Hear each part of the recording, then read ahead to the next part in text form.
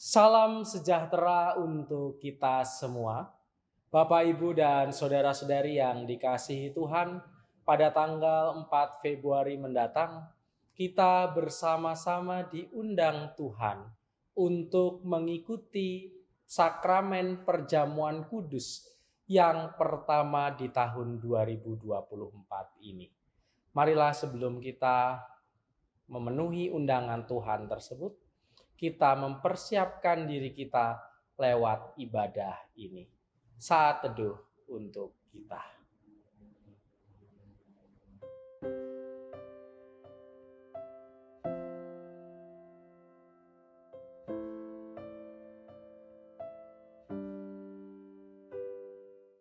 Mari kita menaikkan Kidung Jemaat 27, Meski Tak Layak Diriku.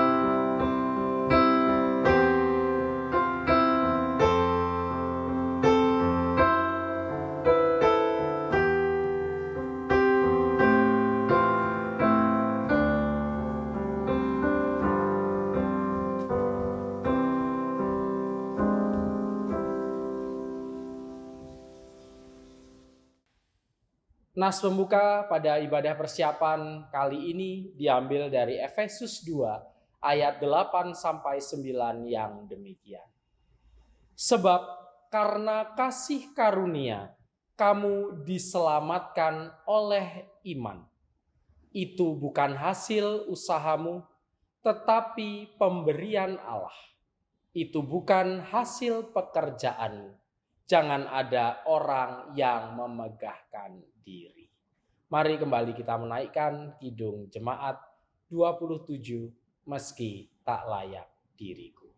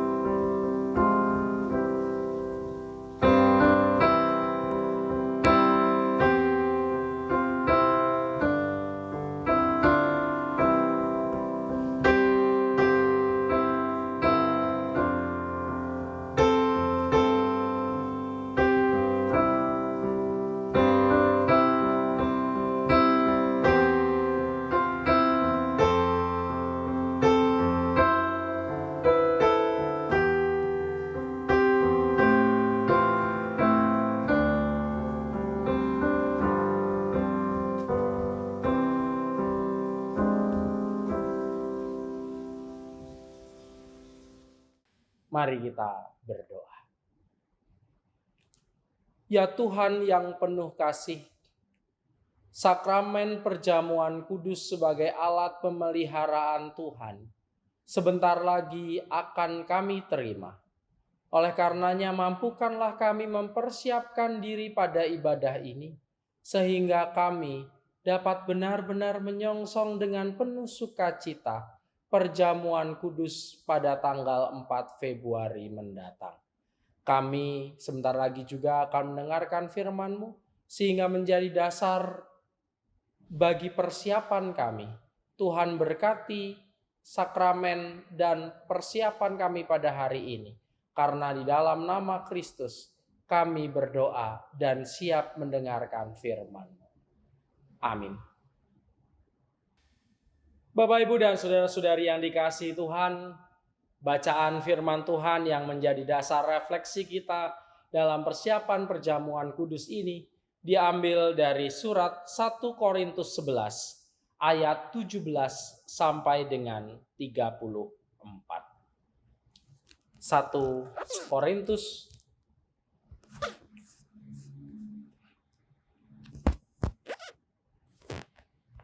pasal 11 ayat 17 sampai dengan 34 yang demikian. Kebiasaan-kebiasaan yang salah dalam perjamuan malam. Dalam peraturan-peraturan yang berikut, aku tidak dapat memuji kamu, sebab pertemuan-pertemuanmu tidak mendatangkan kebaikan, tetapi mendatangkan keburukan. Sebab pertama-tama aku mendengar bahwa apabila kamu berkumpul sebagai jemaat, ada perpecahan di antara kamu, dan hal itu sedikit banyak aku percaya. Sebab di antara kamu harus ada perpecahan, supaya nyata nanti siapakah di antara kamu yang tahan uji.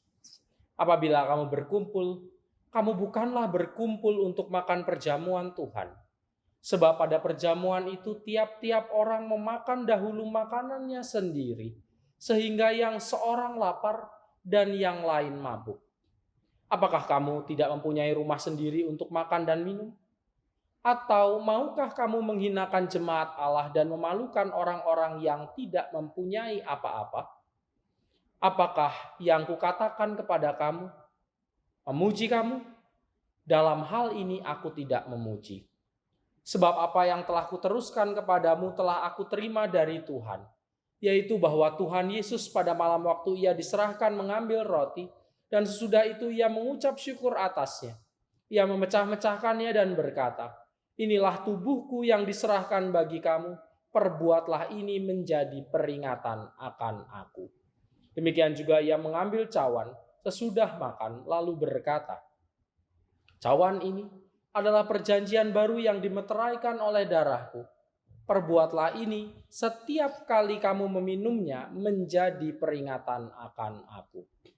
Sebab setiap kali kamu makan roti ini dan minum cawan ini, kamu memberitakan kematian Tuhan sampai ia datang. Jadi barang siapa dengan cara yang tidak layak makan roti atau minum cawan Tuhan, ia berdosa terhadap tubuh dan darah Tuhan. Karena itu hendaklah tiap-tiap orang menguji dirinya sendiri, dan baru sesudah itu ia makan roti dan minum dari cawan itu. Karena barang siapa makan dan minum tanpa mengakui tubuh Tuhan, ia mendatangkan hukuman atas dirinya. Sebab itu banyak di antara kamu yang lemah dan sakit, dan tidak sedikit yang meninggal. Kalau kita menguji diri kita sendiri, hukuman tidak menimpa kita.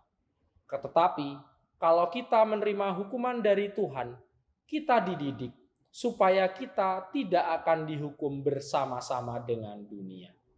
Karena itu saudara-saudaraku, jika kamu berkumpul untuk makan, nantikanlah olehmu seorang akan yang lain. Kalau ada orang yang lapar, baiklah ia makan dahulu di rumahnya, supaya jangan kamu berkumpul untuk dihukum. Hal-hal yang lain akan kuatur kalau aku datang.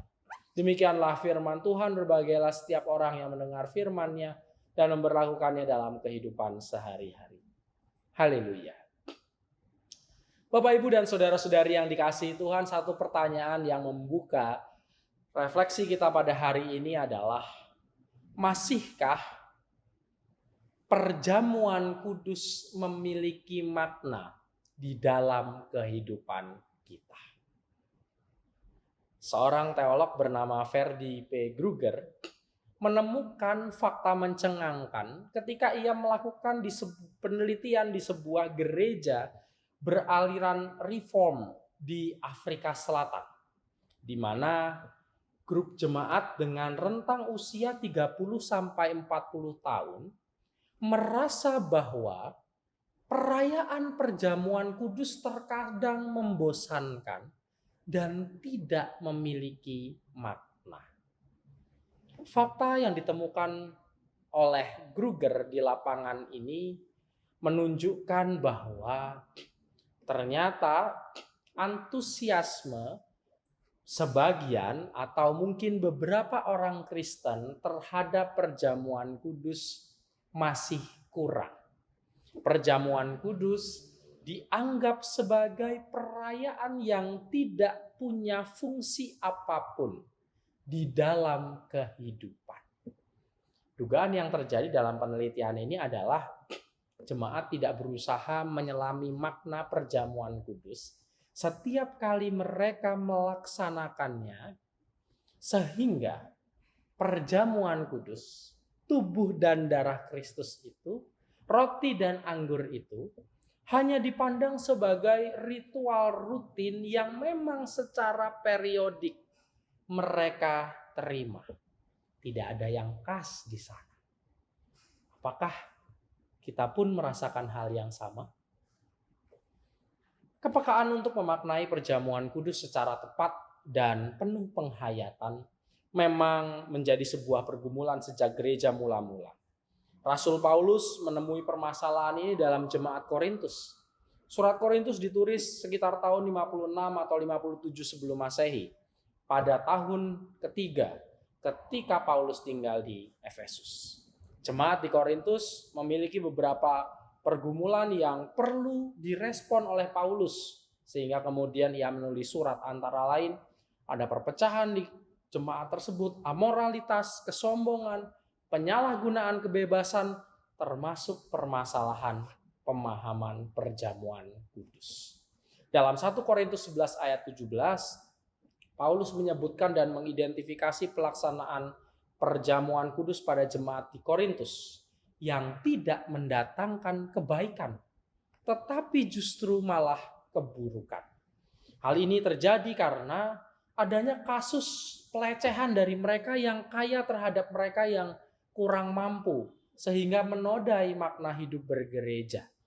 Akar masalahnya terletak pada tindakan para jemaat mengutamakan kesenangan diri sendiri, dan kemuliaan masing-masing pihak. Sehingga jemaat-jemaat yang kaya kemudian datang lebih awal, mengambil bagiannya melebihi yang seharusnya, sehingga jemaat yang kurang mampu, yang berkedudukan lebih rendah, mendapatkan sisanya. Satu kelompok berfoya-foya, sementara kelompok yang lain tidak mendapatkan apa-apa. Menyikapi hal ini, Paulus mencoba menjernihkan pemahaman jemaat Korintus dengan menegaskan kembali makna perjamuan kudus dan bagaimana seharusnya seseorang menghayatinya.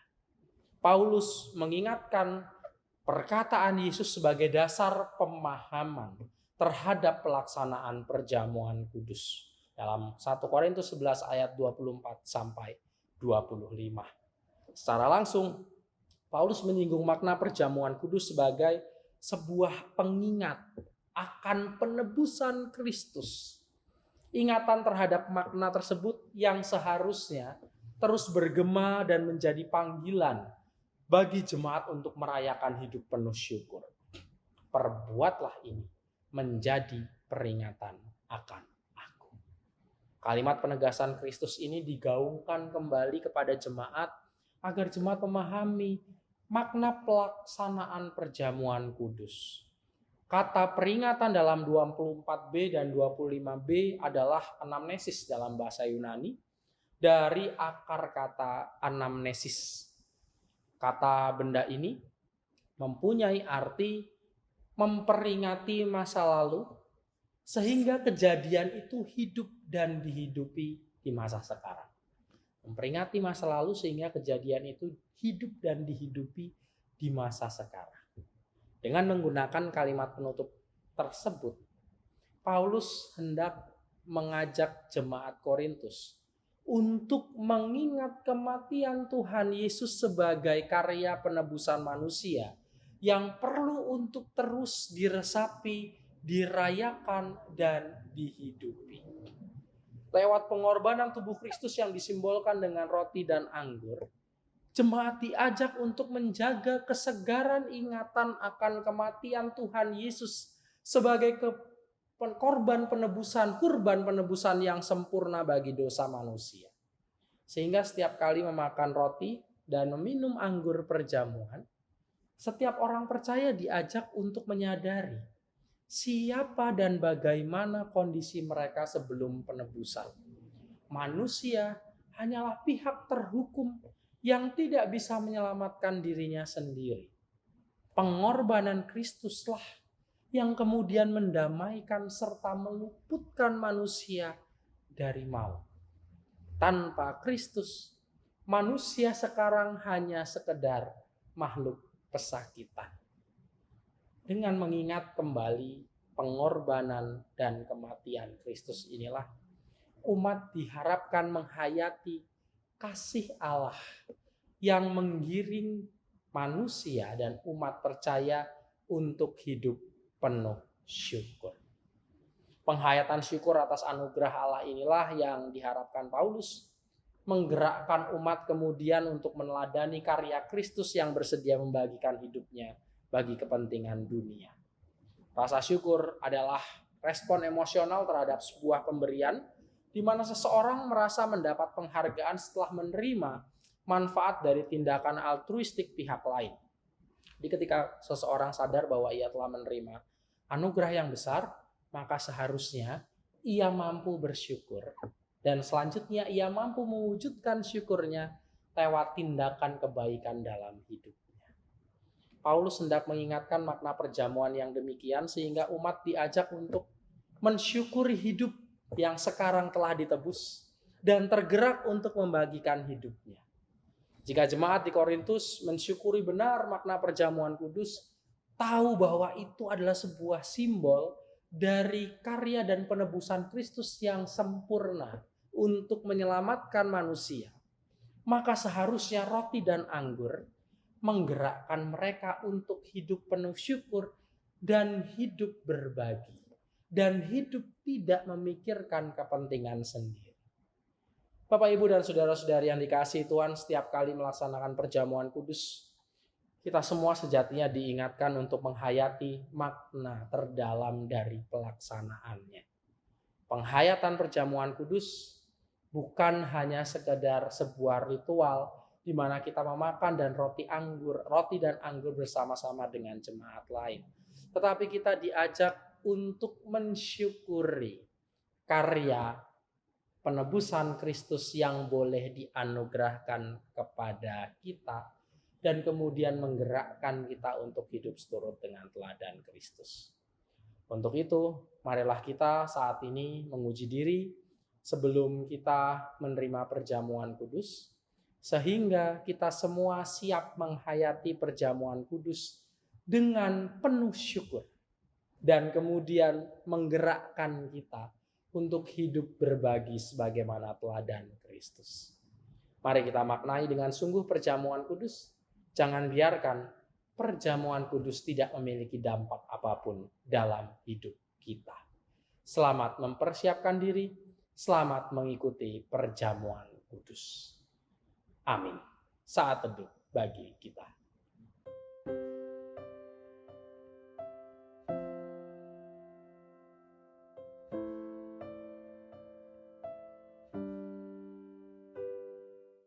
Mari bersama kita respon firman Tuhan dengan menaikkan kembali Kidung Jemaat 27, meski tak layak diriku.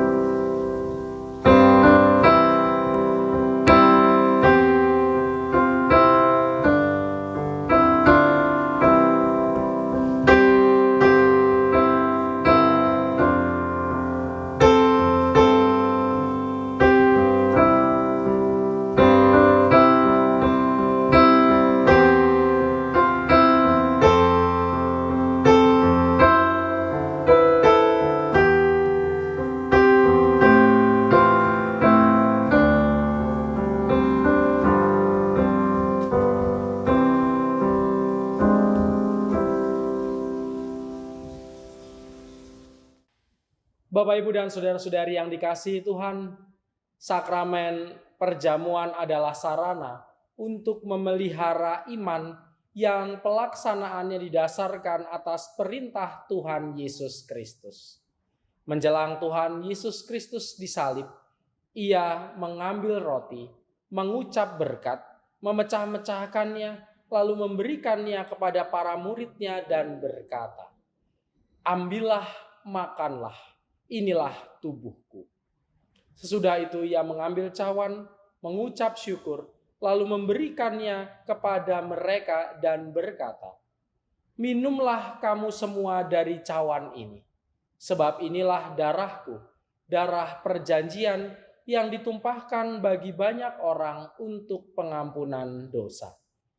Sakramen perjamuan mengingatkan orang-orang percaya kepada yang pertama, penyaliban, kematian, dan kebangkitan Kristus. Yang kedua, kedudukan orang percaya sebagai anggota keluarga Allah. Dan yang ketiga, kesempurnaan keselamatan yang dijanjikan oleh Allah. Sebelum kita menerima sakramen perjamuan, marilah kita menguji diri dengan bertanya kepada hati kita masing-masing sebagai berikut. Yang pertama, apakah kita mengakui bahwa kita berada dalam kondisi tidak selamat, tetapi oleh anugerah Allah kita diselamatkan melalui pengorbanan Tuhan Yesus Kristus? Yang kedua, apakah kita bersedia dan bersungguh-sungguh menjalani hidup baru di dalam kuasa Roh Kudus? Dan yang ketiga, apakah kita bersedia menjalani hidup dengan penuh syukur dalam persekutuan sebagai keluarga Allah? Marilah kita hening sejenak untuk merefleksikan pertanyaan pengujian diri ini.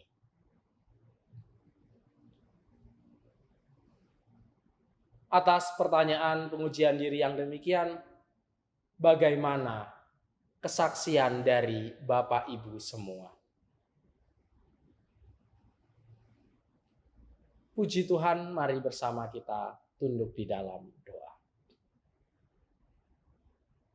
Ya Tuhan, kami mohon kekuatan dan hikmat-Mu ketika kami saat ini sudah menyatakan bersedia dengan melakukan pengujian diri sebelum kami menerima sakramen perjamuan.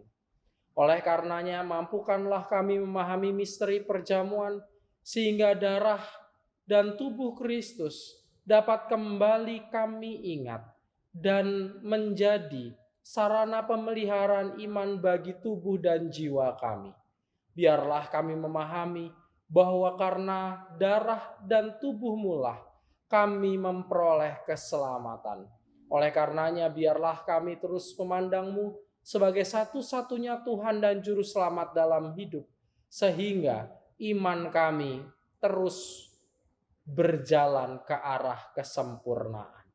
Kami menyerahkan persiapan kami pada hari ini dan pelaksanaan perjamuan kudus kelak hanya di dalam nama Tuhan kami, Yesus Kristus. Amin.